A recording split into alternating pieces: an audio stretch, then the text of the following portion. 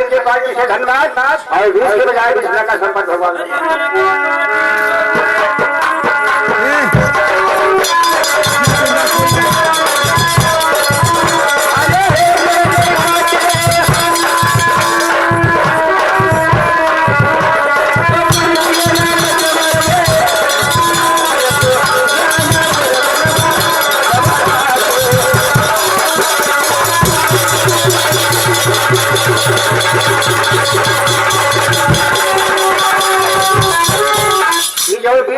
मिस्त्री बाबा के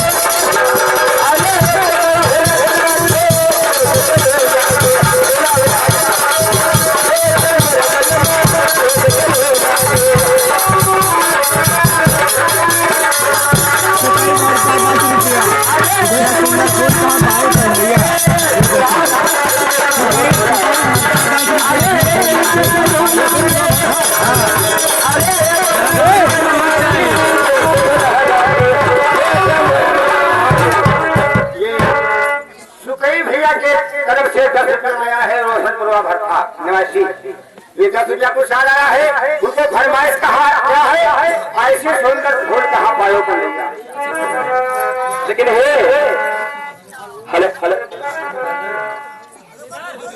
गाना लगना है गाना भजनिया इतना सुंदर फूल कहाँ पायो का गाना लगना चाहिए।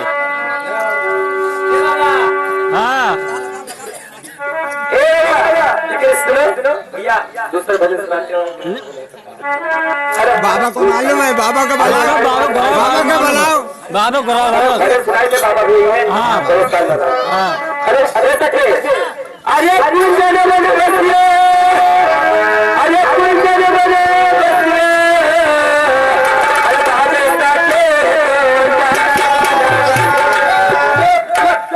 चुप चुप चुप।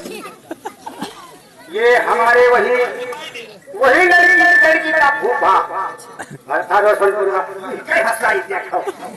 उनके गाँव में सुन रही उनके संग मिलकर जा गया। ये 20 रुपया को तैयार किया है। उनको फरमाइश क्या है 50 लुटाई दे गाना मैंने तो कहा अरे